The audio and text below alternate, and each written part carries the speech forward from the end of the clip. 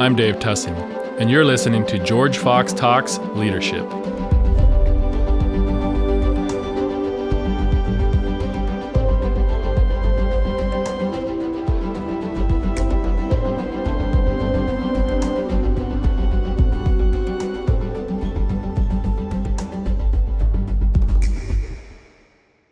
Hey there, Nishant. Really good to see you today.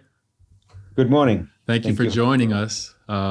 I'm excited about this, and I know you are too. We've got a lot of things to talk about today that are near and dear to our hearts, and we've been fortunate enough to be able to find ways that we can work on these things in our professional lives. Despite the fact, not everybody gets to work on things that they're passionate about, you and I have gotten to, which I'm really excited about. So maybe we can do a quick intro. You and I have known each other for about 7 years. You were just saying that, and time does fly, huh?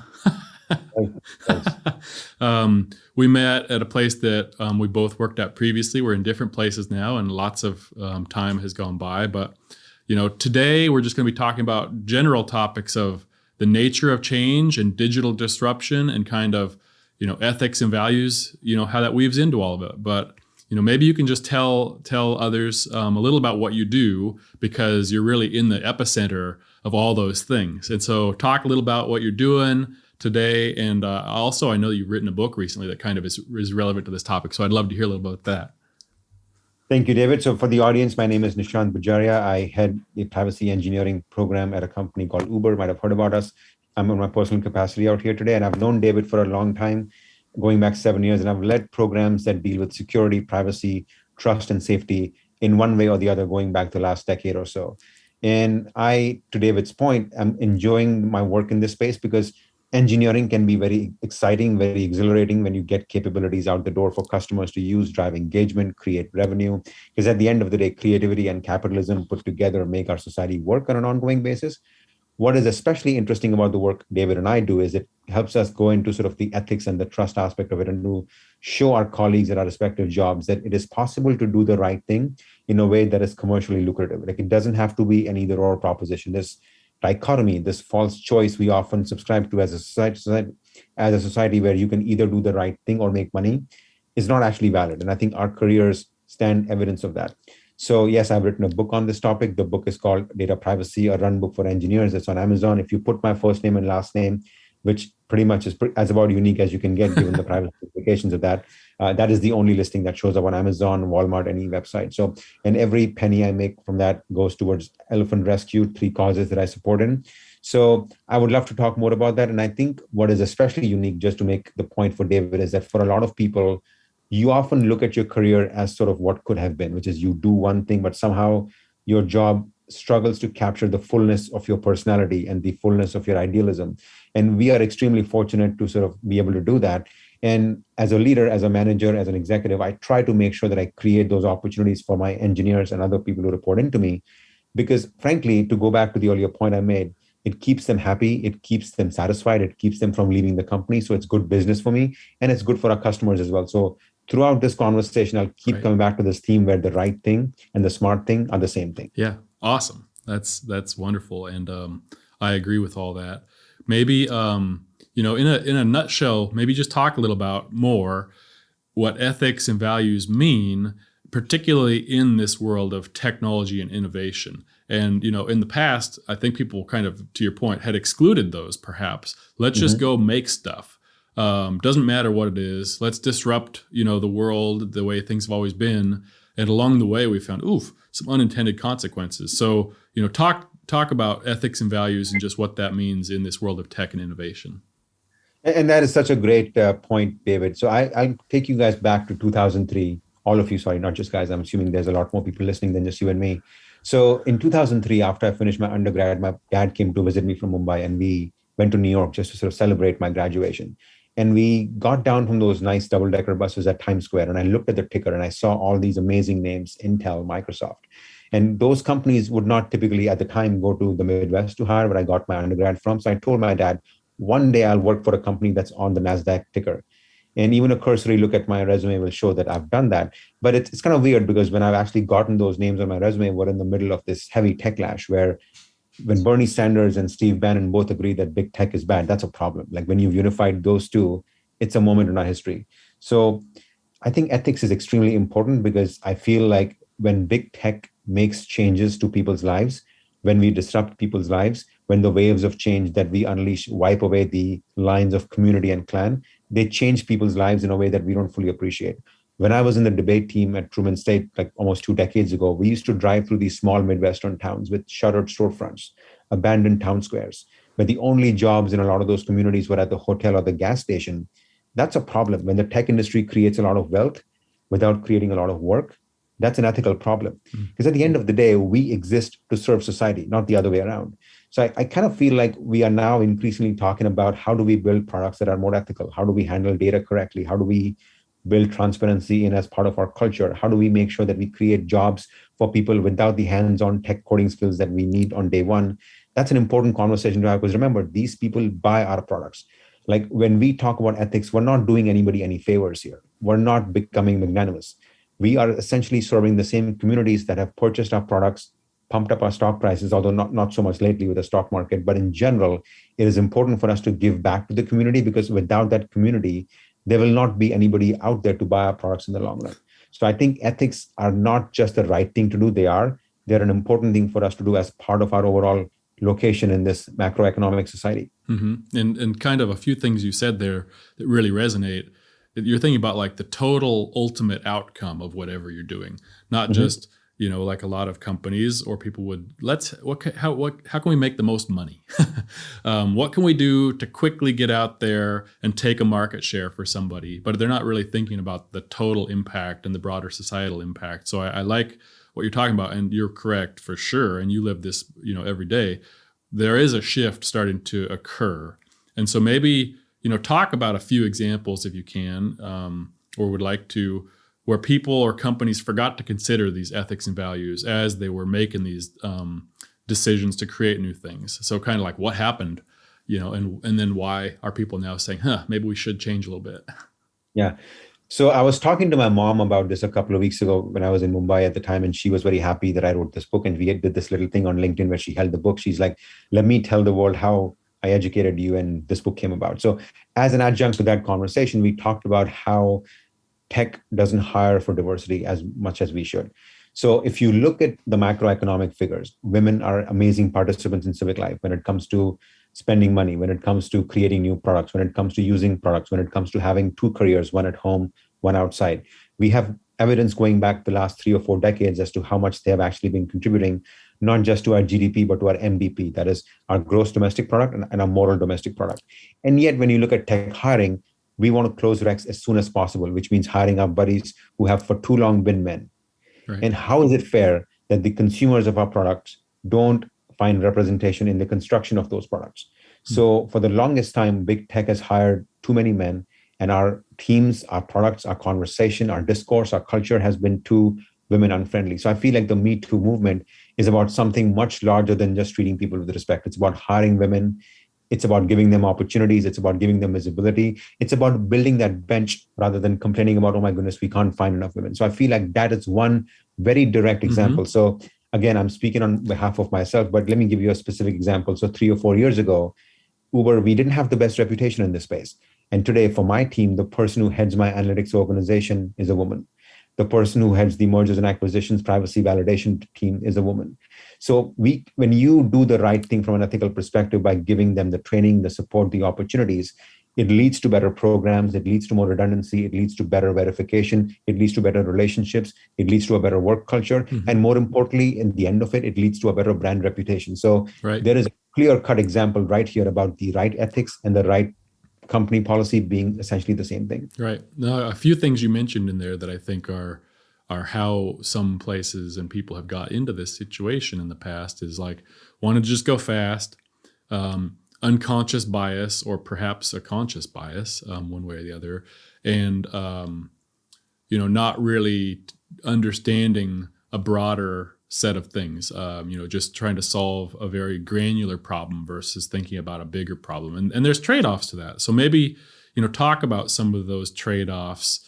When and where it does make sense to go fast. But to your point, there are ways you can still hold those ethics and values true and be mindful of those biases that we might have and overcome them. So maybe talk a little about how you go about that. Definitely. So let me start with an example. So I tend to do a lot of these talks, and I feel people relate better to me when I give them an example because it humanizes the example. So let me start with one. So a few years ago, I was at an event at Carnegie Mellon University. So I love going there because I tried to apply when it was time to go to grad school, and I applied 3 times. I couldn't get in. So anytime they have me over as a guest to do some hiring, I take the opportunity with everything I've got and then some. So I gave them visibility to sort of a product my team was building at the time to say, we are all about transparency and trust. We want the customers to understand what data we have about you, how we use it, and we want that to be very mutual and go back and forth. We are not trying to hide anything. So I was kind of on my moral high horse saying, look how awesome my team is. Look how beautiful our dashboards are. And a lot of those engineers were getting their resumes ready, so they were being very polite. Obviously, you're not going to piss somebody off when they work for a major company that could give you a job. So it was all, I was enjoying myself, but there was also a sort of contrived nature to the conversation. And I asked somebody, do you have any questions? And a woman sitting in the far back raised her hand, and I'm like, yes. And she's like, aren't you concerned that the sheer volume of data would intimidate some people? Like, she's like, I could talk about my dad or my mom who would be like, oh my goodness, this is all very overwhelming. I cannot possibly make an intelligent choice about what to say yes to and what to say no to. And I'm not often quiet for 15 seconds when I'm speaking before an audience. In fact, I'm not quiet for 15 seconds at any point unless I'm awake, unless I'm sleeping. And I didn't know what to do with that question because that was such an amazing question. So I was all about, here's all these dashboards, here's all this data. And I didn't even account for the fact that I was building something for, I would say, a very plugged in audience, but not for an audience that was just getting used to technology for the first time. So we have subconscious biases when it comes to ableism. Like, we only build stuff for people like us. Right. In Silicon Valley, most of my friends are in tech. Their friends, their spouses are in tech. Their kids are in tech. Their parents are in tech. So we live in a bit of a bubble, which creates this echo chamber. And I think one of the biggest challenges, David, we face as a country, as a community, as a world is we love affirmation, and affirmation comes very easily from people who are like us. Right. And so I went back home that day and I told my team, let's come up with something that's a smaller version of this dashboard, that's a little more interactive, that allows people to pick and choose how much data we throw at them. And that led to a much better program because that team, that product now speaks to a much bigger audience. That leads to better choices. That leads to better trust and relationships, which means those users now use those products in a way that is much more informed, rather than feeling like we're kind of snowing them with a ton of data. So my larger response to your question is, let's listen to people who are not like us. We may not agree, we may not speak the same language or use the same devices, but the tune we create will be melodious to you and me both. So it's in the interest of that larger alignment that I'm going for here. And that's really, I mean, in innovation processes, how newer and bigger ideas can come that nobody could come up with on their own. I mean, the diversity of perspectives is the only way you get something completely new that hasn't existed before in some cases. So that's really interesting. Maybe slight shift on that. Companies, business models sometimes are problematic or not. And in this space of innovation, a lot of companies have gone and done things and come up with creative ways to fund their business model. And so now we're learning a lot over, the last few years. Oh, there are some downsides to some of this. Maybe talk about business models, and if a company's going to think of a new one, what they should do and think about up front, or if it's a company that's been doing things a certain way for a little while, what might they be able to do to shift so that they could have, a better impact versus being reliant on one way of working that maybe has some downsides that aren't great. Yeah. So another example time. So going back a decade plus, I was working for a startup in downtown Portland, and we were trying to recruit somebody onto our team. And this person was an Intel veteran. They had spent a lot of time in the industry, so they kind of knew what they were doing. This was a different kind of interview because typically we were hiring all these really young engineers. Frankly, we didn't have much money, so we were always looking for people who didn't have a whole lot of other experience. So when we had this person come on board for the interview, I was supposed to make the sales call, which is this person was getting good reviews and we wanted to hire them. And my job was to really close the deal, so to speak. And I tend to get that role a lot even now. Unfortunately, at the time, I didn't quite have the perspective and the ethical maturity that I should have had as a person. So my sales pitch was based on the following. We work long hours, we work evenings, we work weekends, and how much time you put in is an indication of how much you care about the product. That was really the sum total of my argument. Yeah. And I actually said those things word for word as well. I have that note written in front of me. And to my great surprise, this person passed. I'm like, how could you possibly say no to us? We are so awesome. We work all the time. And I think a lot of companies have gotten used to this idea that you being available in the office all the time, you being responsive to messages all the time is critical. Otherwise, somehow your dedication is insufficient. And I think that is not just a company value in a lot of cases. That is something that people have internalized as a habit. Hmm. And frankly, time has taught me and a lot of us that time is finite. As I like to say, tomorrow is full of promises, but tomorrow itself is not promised. Right. And the ability to live a fuller life where you work hard, but then disconnect in the evening, where you learn a lot from your job, but use that learning to do other things that are outside of the job that are beneficial to society. The ability to be there for your family and support people without expectation of reward in return.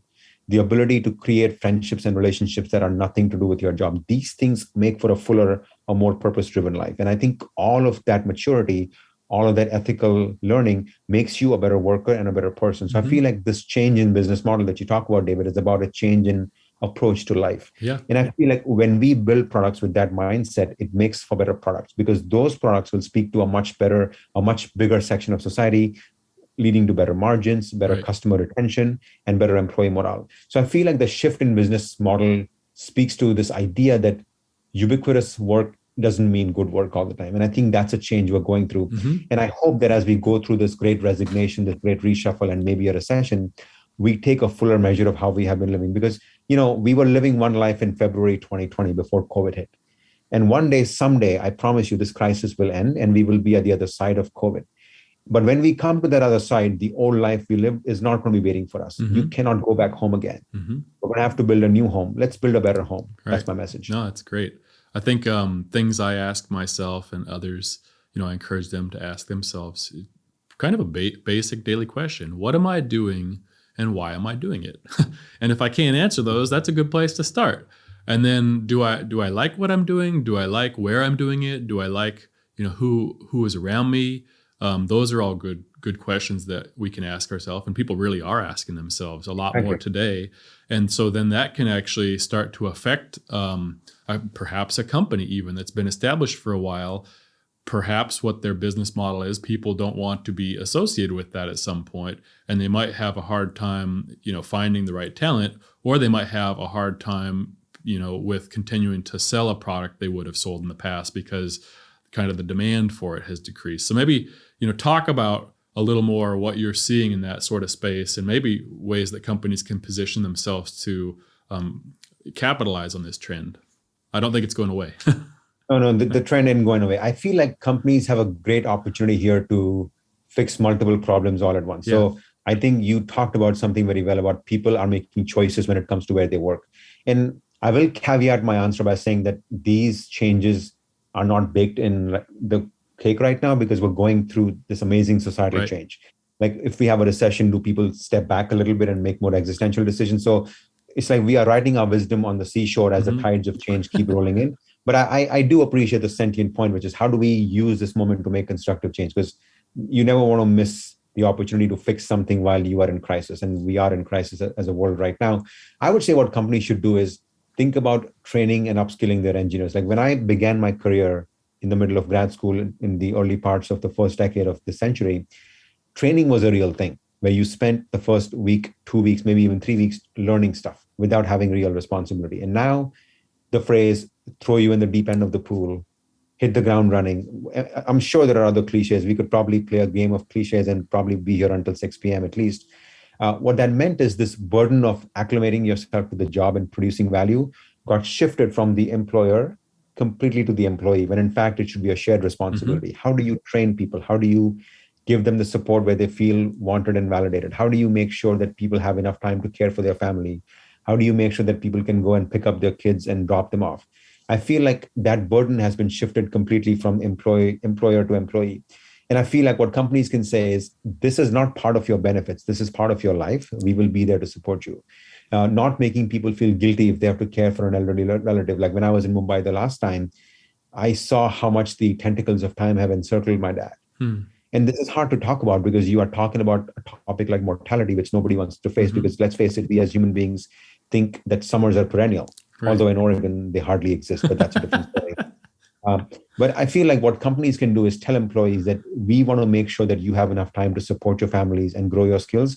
And that is something that is part of your job. Like that is not something that you have to find time to do separately over and above your job. So in other words, shipping good code, just as important as finding time to take care of that elderly parent that lives across town. And when companies do that, they will find that keeping their employees happy means less attrition, less time spent looking for somebody else in return. Because when you lose an employee, and this is a little secret, I hope my team isn't listening right now, but I secretly wake up in fear every single day, wondering, oh my goodness, what if person XYZ quits? Because it's going to be hard to find somebody to replace them, right? And so giving people the time to take care of their family and giving people more resources to train themselves means that they can do a better job while they are here, while reducing greatly the possibility that they'll go to another company. And the reason I say this, David, is because when people quit company A to go to company B, what they're really doing is hoping that this new company respects them more. Right. But fundamentally, given how much everybody is jumping around these days, there is no magical company that does these things right. So we collectively need to do a much better job so as to make sure all of us don't feed off of each other's seed corn right now. That's one message I have. No, that's a good one. And some of what you've been talking about, kind of bottom up change, driving change from the employees. Companies then have to start to change too. We are starting to see some companies from kind of their top down start to make some shifts again, intentionally to create this pretty different way of working than in the past. So maybe talk a little about what you're seeing in your spheres of influence or just places that you work where there's more top-down focus on this, and maybe even from the board. And in a minute we can talk about regulation, perhaps. Just there's so much changing in this place. Is it going to require some external forces to drive the change, or should it be just driven between that relationship between employee and employer? Absolutely. So, there's a saying that culture eats, I would say your values and your culture eats any kind of a company slogan for breakfast. And I feel like it's important to live up to that. And I think the choice often is, does it have to be bottom up or top down? But I think it's got to be both, to your point. Right. Change is bottom up and top down, because without the bottom up support, you don't have engagement, you don't have participation. But without the top down validation of that, you don't have any kind of durable value to the change. So you need a bit of both. And I think what happens is, unless you have sort of the bottom up culture, things don't really start because the conversation happens from the bottom up. So for example, how do we build products that are more accessible? How do we make sure, as an example, that we hire boot campers as well? There is often this prejudice in big companies that you need to have worked for XYZ company at our scale or PQR company who does the same sorts of things we do. Unless you do that, we're not going to be able to hire you. And there is a lot of prejudice in that expectation because you have automatically counted out people who didn't get their start at the same company, or people who don't have networking capabilities, or people who were raised in small towns where maybe that internet connectivity wasn't that great. Like these are real things that hold people back, right? So the bottom up change here means that you cast your net wide. Like in my job, for example, I love to hire boot campers because these are people that may not have a CS degree. These are people that don't have that big puffy resume and those big connections. But what they do have is this amazing willpower to swim upstream. They have this ability to build their skills while maybe they were doing a different job, and they will learn much faster. And for all intents and purposes, they will come in, really hit the ground running because they have been running before you gave them the ground to run on. So this is one example where bottom up really helps. And then when it comes to top down, it basically means that you offer these people bigger pay bumps. Maybe they come in at a lower level because they don't have that parity, and you have to worry about fairness and equity as well. Because if you work for a really major tech company for 4 years and you have hands-on skills ready to go, I may not be able to pay a boot camper what I pay you right now. That creates other complications. But what I'm looking for top-down support is making sure that after the first 3, 6, 9 months, once these boot campers have shown that they can do the job, let's bump up their pay to make sure that there is pay equity and we reward them as well. So there are complicated questions about pay equity, access, promotion, opportunity. But when you have bottom up happening, you provide the opportunity. When you have top down, you can create equity. So I feel like having these movements happen at the same time in the same company in complete collaboration or an ongoing basis means that you can achieve multiple goals at once. Now, this is important for us, David, as leaders to talk about, is because we have to create a culture that fosters these changes. Right. Like I may not be able to have every single hiring decision happen correctly. There will be opportunities missed and there will be mistakes made. But I feel like creating that culture is important because without that, the bottom up may not happen, the top down may not happen. And these conversations may not really produce the benefits we are looking for. Because at the end of the day, we have to build a better society here. Right. That's what's at stake here. We are going through the most tumultuous change in our society since, I think, the 1960s. And in the 1960s, we had sort of an ethical end game. We wanted to create equity. That was sort of that game. All those rallies that Eugene McCarthy, Bobby Kennedy talked about, Dr. King talked about, there was an end game to it. And my worry right now is that we don't have a decided end game because we have so many societal silos. So I think building this culture in the tech industry is a pretty critical way, because frankly, I don't know of very many other organizations outside of tech that have the scale that we do. And with that comes responsibility to build that culture. Right. That's a good point. I playing off something you said about kind of that end game. I think for a while, at least, when really there was a lot of tech innovation, in the 2000s, early 2010s, I don't think that it felt like there was much of an end game besides just see what we can do, make money, see what we can do. I mean, everybody had their own flair on kind of what their big strategy was, but I think it was pretty disconnected from the societal implications. It was just like create new.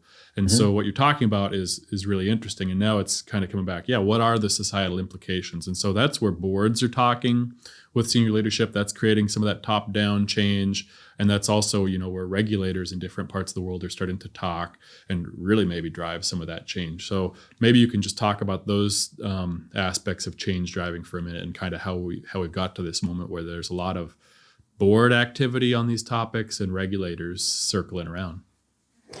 Absolutely. And I think people need to understand that regulation is downstream from culture. So any positive, constructive change will come because of regulation, but that won't be the first thing that brings you there. Regulation is a reflection of public sentiment. Right. And all the challenges you've talked about, David, whether it was mistakes big tobacco made in the 1990s, big finance made in the 2010s, and big tech has made since. All of these mistakes have been with us for a long time. Right. But it's only when the culture and the conversation and society is asking for more, it's only when that happens that regulation follows. So I think people who expect regulation to bail us out will be disappointed, because I frankly feel any entity that is big enough to dictate change scares me, whether it's big government or big business. Right. That's point number one. Yeah. The second thing I would say is that the board of directors is paying attention across the board, no pun intended, because they now realize that there is a cost to these things. And when we as a tech industry made a ton of money, we did it because we gave engineers a ton of autonomy. We gave them a separate tech stack, a very low process model that'll help them build amazing stuff.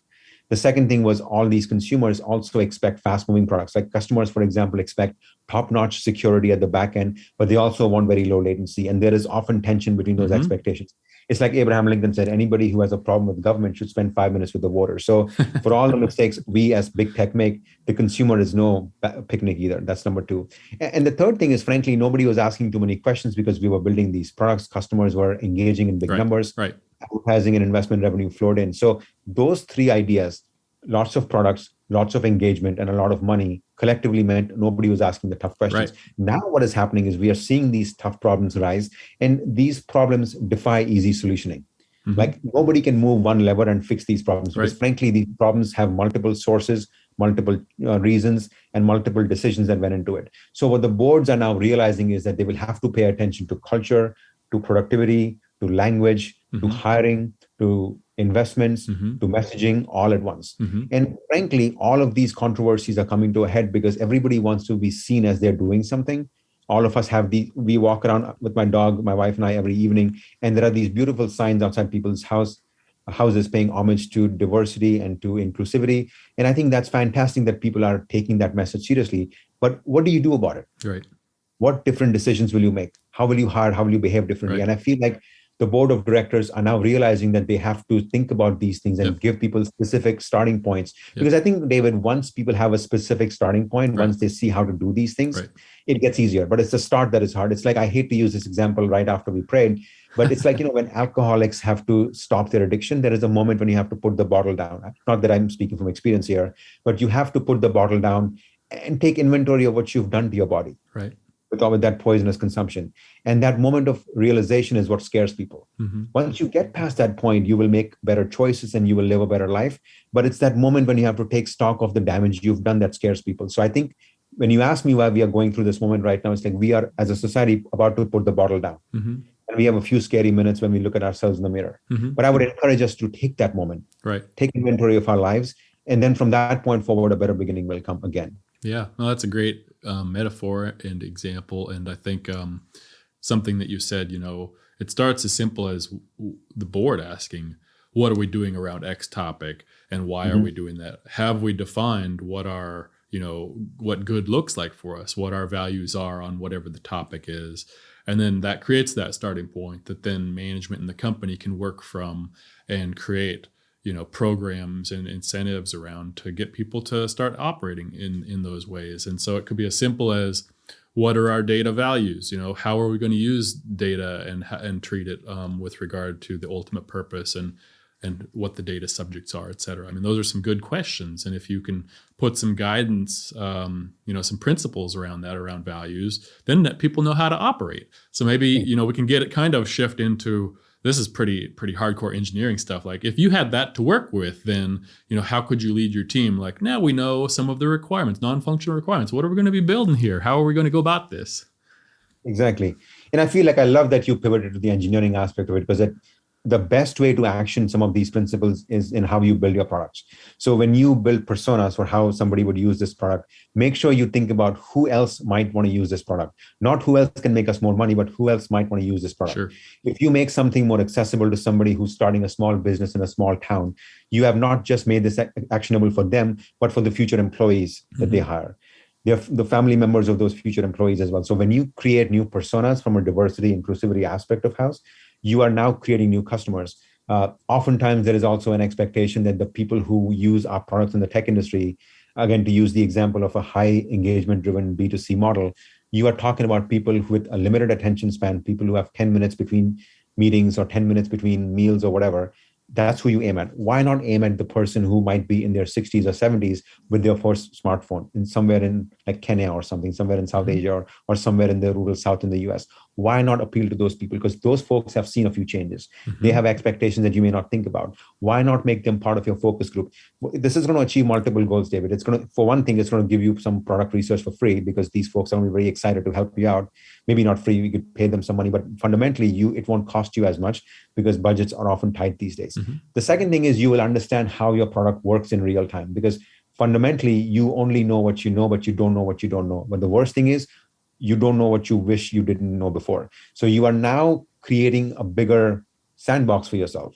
And what that means is your product will offer you fewer surprises, because one thing big tech hates the most is surprises. Like, we love disrupting the world, but heaven forbid somebody disrupt us, we get really, sour about it. So I would say when my team, whatever company I happen to work for, when my team builds products, I routinely ask them, what does the end customer look like? And I tend to think of my dad. Like, I don't think of my mom because my mom is very tech savvy, but my dad is not. My dad sends me a whole bunch of fake news on WhatsApp. So when people ask me, why is there's so much fake news on the internet, I'm like, it's really my dad. He sends me fake news every single day. But I can make fun of him gently, and he's probably laughing at this when he hears about this. The reason is we have made it very easy for people to get access to fake news and send them fake news, right? How do we give people the tools to verify the veracity of the news that comes their way? So when we build personas that are above and beyond what we typically build for, we create more integrity into the platform. So I would say, let's incentivize creating more personas. Let's incentivize creating more diverse journeys. That will build better requirements, and that'll give engineers better to work with. And that will mean when we do make a mistake, it'll be easier to fix because we knew at the very get-go that our goals were just more than creating more engagement. Maybe talk a little more, if you've got a couple examples of either companies that you've seen do this well and kind of what some of their keys to success were, or you're involved in a number of kind of groups across the industry that are passionate about this, ethics and values and doing things in this better way. How would a company or a person start on this journey if they want to, do it better or do it right? I mean, right is temporal, but just some examples that you've seen, I think, could be helpful. I think a lot of companies have started doing work to make it very easy for their employees to serve the community. So I work for a lot of tech companies, including the one you and I worked at back in the day, where companies make it very easy for you to donate money to charity. So a lot of my charitable giving began when I was working with you back in the day, and that company had a direct match. And this process can often be hard because you have to verify that the charity you are giving money to is actually legit. You have to confirm that they do get the money. You have to make sure that they use the money correctly. Now, most people who work in tech tend to have the money to do some of these things. What they don't have is time. What they don't have is the attention span to do the work. So what a lot of companies do is they onboard charitable giving providers like Benevity, for example. I'm sure there are others that do the right thing as well. And what companies like Benevity do is they will verify that the charities are legitimate, that they are a 501c3 registered charity, that they have decent scores on Charity Navigator, for example. And once all that is done, if I'm going to look up a charity, just to give you an example called Wildlife SOS, it is one that I directly support. I talked about in my recent my LinkedIn post. When I look that up, it comes up on its own. So I don't need to come up with an address. I don't need to come up with the right employee code, whatever. All that gets done automatically. And then once I submit my own donation, some verification happens at the back end and my donation goes through from my paycheck. And then the company also does a match. So all of this process that is logistically often very difficult to do, I can get done in between meetings, during lunch, or quite frankly, sometimes during meetings that are a little boring. And you've made it very easy for me to do the right thing. So a lot of companies are leaning in because what they are now accomplishing is they're giving back to society.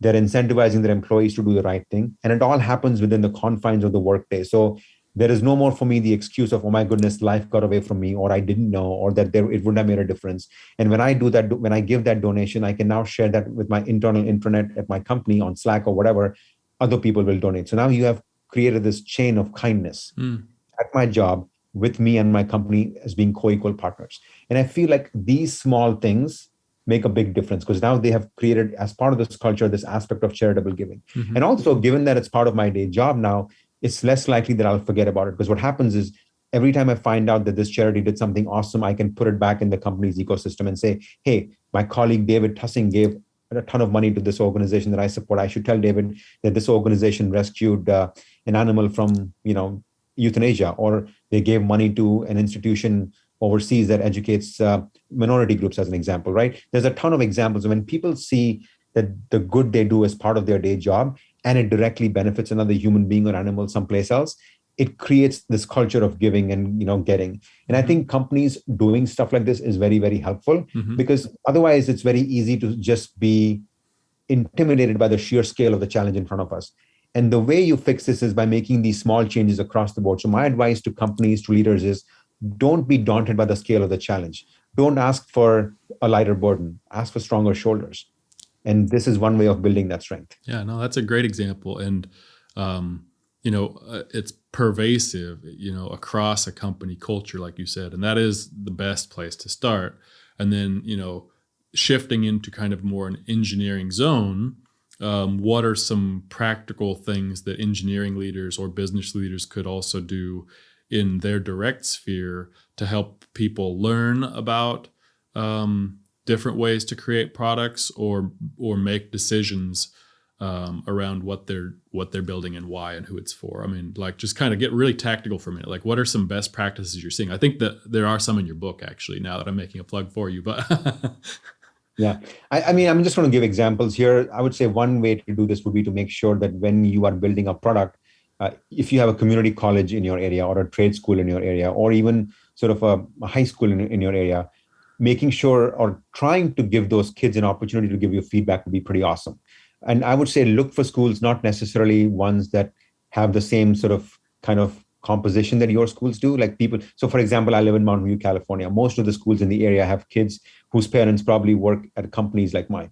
I would say look for a school in Tracy, California. Look for a school in Bakersfield that does not have that tech representation, and get feedback from these students. It's going to give them the ability to directly understand how tech companies work. It's going to connect you to a part of California that, frankly, doesn't get as much attention from the tech industry sometimes.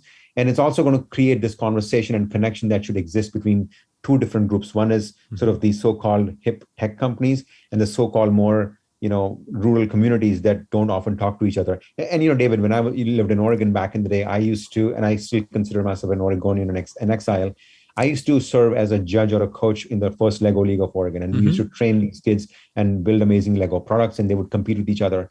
And as a judge, I would often see two kinds of teams. One where mom and dad worked at Intel or Nike or any of the big tech companies, and their kids had amazing t-shirts, great swag, candy, logos, and they would come into the room with like a big television screen to sort of show how they built the product. And those bells and whistles make a difference. I know we're all supposed to be objective, but the judges tended to give these teams more points. That's just the fact of life. And then you would have these small schools from Madras, Oregon, or from Coos Bay come in, and they didn't have those resources. And oftentimes they had to pool money together to pay for the gas to come visit Oregon. And how do you make sure that these kids get the next opportunity? How do you make sure that the next Steve Jobs or the next Bill Gates in these teams got their moment? Because oftentimes resources or lack of resources either amplify or stifle your life potential. So my big cause for the rest of my tech career will be to make sure that when you build your next product, you give these teams, these small schools, the opportunity to participate in the construction process. You pay them money. You use those connections to hire these kids as interns. And you make sure that this relationship is ongoing, not just when you need a good sort of photograph for a PR campaign, although that is one sort of benefit of doing the right thing. But give these kids direct opportunities and make their personas part of your tech spec. Give them visibility into how testing actually happens and make them part of your ongoing conversations. And that's what's going to be a big focus for me. I talk about this some in the book, but that's the context of privacy. But I think this is a larger engineering product opportunity as well. No, that's a great example. Maybe kind of the last thing, you're a very optimistic person, which I appreciate. What are some of the things that are really giving you hope and optimism about the future of the big tech industry and, what you're starting to see change around the world, but here in the U.S. or international? I think there's a lot of it had been so Silicon Valley oriented for so long. I think there's starting to be a proliferation of tech across the world in new and great ways. And so maybe just talk a little about what's giving you optimism for the future of technology. Yeah, so let me give you an example that goes back to the 1950s. So I don't know how many engineers come on your show and talk about the 1950s and the Korean Peninsula, but let's make a start here. So in the 1950s, when the Korean War was dragging on towards this armistice, the question was being raised as to, okay, what is the future going to look like?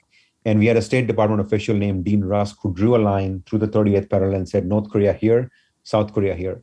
Now, historically, and this is a complicated topic, but historically, the divisions in the Korean Peninsula were east-west, where the Western Korean Peninsula was closer to China in terms of philosophy, where it was more socialist, the Western part, and the Eastern part was more Japan affiliated, more capitalist in nature. So it was somewhat of a historical problem to sort of draw the line that way. But South Korea basically said, we don't have as many resources. We have been brought out as a country in the middle of the Cold War, and we are going to invest in technology. We're going to make sure our population is well trained. We invest in factories. And it was a tough 1960s and 1970s for them. But look what South Korea has done today. In 2002, they hosted the World Cup. And Incheon Airport is sort of the pride and joy. It's an amazing airport, very tech savvy. They host some of the finest companies in the world. There are homegrown Korean companies as well as US and other Western companies. So big tech has the potential to create these cultural and societal successes. And I use South Korea as an example. I could have used Japan. I could have used any other country in the world. I'm seeing a lot of tech jobs go into rural Oregon in the Midwest, where we have the Silicon Prairie. Big tech has the potential to create the resources that creates amazing products, that creates a more upskilled population, and that creates new jobs and fundamentally redefines how society actually works. Now, it also creates other challenges like housing costs go up. Like in Portland, Oregon, people blame the tech industry for driving up housing prices. So it's not all honey and chocolates, but big tech has this potential to fundamentally reshape societies. And we have the ability to look for workers, create jobs, create factories in parts of the country that haven't seen as much growth. So I'm thinking Kansas City, Missouri. I'm thinking Prineville, Oregon, Elko, Nevada, Oklahoma City, Oklahoma. Places in the country that A, have the talent, B, have the aspiration, C, have the necessity, and D, quite frankly, are unnecessarily distant from us right now. And I think big tech can do that. Remember, big tech is one of the few sectors that has been able to make these amazing pivots. I'm talking about Intel going from memory to processing power. I'm talking about Microsoft going from just on-prem to enterprise cloud-based software. I'm talking about the phone being thought of as a device to just call people, to being the biggest carrier of data. I remember when I was an intern at Sprint in 2002, the belief was landline is the way to go. And now, I don't know how many people have landlines right now, but the cell phone has fundamentally become an instrument, not just for voice, but for data as well.